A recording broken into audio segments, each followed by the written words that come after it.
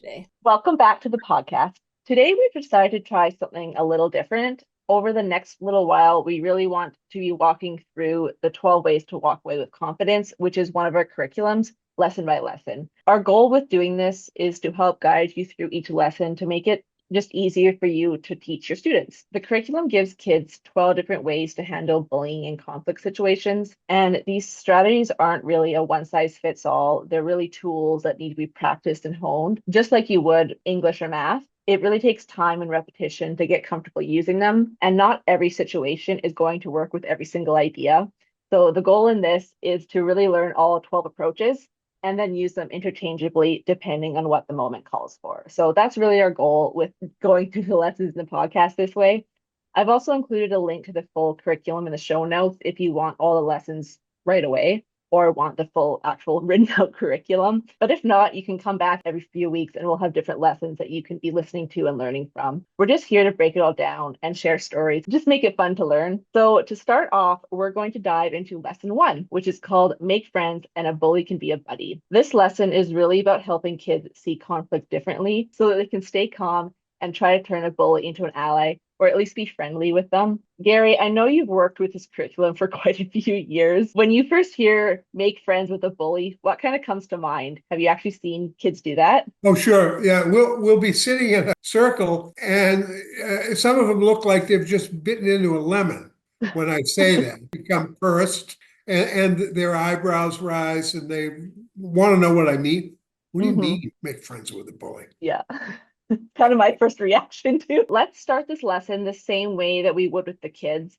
And this is some questions to really get them thinking so that that first reaction they're having, they can maybe move beyond that. So I'm going to read a few questions and I really encourage you to hit pause and after each one and think about it before continuing. So the questions are, what is a bully? What's your reaction when you see a bully? Have you ever been a bully? And why do you think that? Do you think bullies become bullies because someone once bullied them?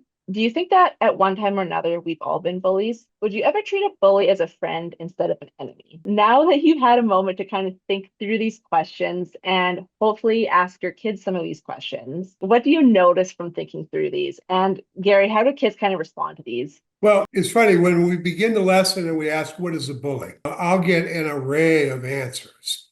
My sister is a bully, or a bully is someone who wants to beat you up. A bully is a very angry person. A bully says mean things. So I'll get the whole spectrum from these kids. They're acutely aware what are some of the qualities that goes into being a bully. Yeah, so do these questions kind of get them talking about other things that bullies might be? Well, they start telling their personal stories of Yeah. how they, I mean, that tends to be what they fixate on is what's happened to them. Hmm. Some will chime in and expand the answer. And then it ultimately leads to the next question. Yeah. Yeah, it just kind of keeps going through it kind of naturally. Sure. So once you've started to have and open up these conversations with the kids through their questions, something that's great to do is just sum up the whole idea with them. What I'm about to say, just so you know, I'm really paraphrasing from what Dr. Webster-Doyle has written in the curriculum. So if you want the exact language and not my paraphrasing of it, make sure you grab the actual full curriculum. But basically, the idea is that everyone, including bullies, wants admiration and respect. Just kind of something all humans want. So, in thinking through that, what happens if instead of seeing the bully as the enemy, knowing they would like admiration, respect, are you able to treat them as a friend or at least friendly in that situation? This might not work in every single bullying situation. Like maybe if it's being physical, this might not be the best approach, but there are some situations where this will be very helpful. So if we could be thinking that a lot of the time the bullying behavior is coming from them wanting some sort of control. But if we're able to give them that control in a way that's not hurting either person, so not hurting yourself and not hurting the bully, both of you are able to come out ahead. The idea behind this lesson of turning a bully into a buddy or a friend or just treating them friendly and with respect is that you're able to stop that bullying with your mind instead of your fists or getting into a fight. I know that saying making friends with a bully sounds kind of counterintuitive, which is often what kids do feel when you first say that, but it can be a really good way to manage bullying in certain situations. So, Gary, when you're teaching this lesson, have you ever heard from kids, maybe after they've used it a little bit, how they're able to change that situation that they're in by being friendly or treating someone with respect? Yes, I think it comes from empathy that the child being bullied has been taught all the ingredients that go in to making someone a bully and all the things that could be going wrong in this person's life so that they have empathy for them and they'll go the extra step and try to understand why it is they're being bullied on a certain subject. For instance, you're in the third grade or fourth grade and you're learning math and you're good at it, but the person next to you isn't good at it and starts calling you a clown, a jerk, a nerd, and everything else, you'll understand why that is. And that's because that person's having a hard time with the math. Mm-hmm. Now, a great way to make friends with the bully is, hey, I will help you. I'll help you after class. Let's sit down. I Yeah. understand this. Let me help you. Exactly. And two, with this, I think it is important to just kind of make note of when we're saying make friends with them, it's not like you have to become best friends and be No. hanging out all the time. It's just to be able to see that person behind what's happening and be able to potentially help them out if needed. Yes, it's showing civility. So the next part of this lesson is an activity, and every single lesson always has some kind of activity, whether it's a role play or kind of a get up and physical activity, which is a lot of fun. It's probably one of my favorite parts of the curriculum. So this activity is called Am I a Bully? And it's a fun and really quick way to help kids kind of reflect on their own behavior. So you would do this activity after you have gone through the questions and had that kind of discussion about it beforehand. So basically, you want to get everyone in either a circle or just sitting down in front of you, and you'll walk around the room and start saying the first part of an unfinished sentence. And then you'll stop at a student and let them complete that sentence. The idea is to move through this quickly and keep the energy light. You don't need to stay focused on one of the answers for a long time. Just kind of the first thing that comes to their mind, say that and then move on. So, for some examples, things that you could ask are, am I a bully? The last time I got angry with someone, and then have the child answer that. Or another question is, am I a bully? People get me really upset sometimes, and when they do, I fill in the blank. Another one is, I'm going to make friends with a bully today. The way I'm going to do this is blank. So it really just gets kids kind of thinking about how they can be responding to different situations. In going through this, it's very important to remember not to shame anyone because of their answers. It's just the first thing coming to their mind. The point of it is just to notice how they're feeling from it and how we all act sometimes. What is great about these activities are how honest kids can be. Have you ever seen any kind of funny ones come out of this? Oh, absolutely. Yeah, yeah. Because they'll get in the moment and you'll say, well, when I get angry, and then they'll come out with a profanity laced that's not appropriate for the classroom. And I'll jump in. That was the funniest moment. And it Yeah. was, and the language wasn't terrible, but call someone a bleep head. And I just said, oh my goodness. And that's bullying because she started crying. I said, yes, that is bullying. Yeah.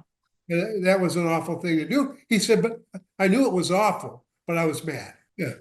Yeah, it's exactly showing how they can recognize their own actions. Do you ever find that some of the kids don't notice their own bullying behavior from these questions? An awful lot of them. So I think they learn about what goes into being a bully and how they are sometimes indeed a bully. Followed up by, okay, when you get bullied, how do you feel? How does that make Hmm. you? And then, so what you've just done to this other person, how do you think that makes them feel? And I think that deepens the understanding of what a bully is and how human it is and how we Hmm. all can be bullies. Exactly. It's not just putting it onto another person, it's showing that everyone can act this way sometimes. And it's just important to be able to recognize that. And then next time you can work on being better and changing your Yeah, behavior, which right. is really what all of this is about. Yes. So the key takeaway from this first lesson is that when kids are able to recognize that they themselves could have or have been a bully, they really start to understand how bullies think. And instead of reacting from fear or aggression when they're being bullied themselves, they can really start to learn how to respond with confidence and kindness and treat that bully as a person and see what's happening underneath. So Yeah, next time we're going to go through lesson 2, which builds upon this by teaching kids how to use humor to diffuse a bullying situation. Again, just to recap this, there are 12 of these different lessons, so this will take a little while to go through. And each of these lessons might not be a good strategy in every single bullying situation.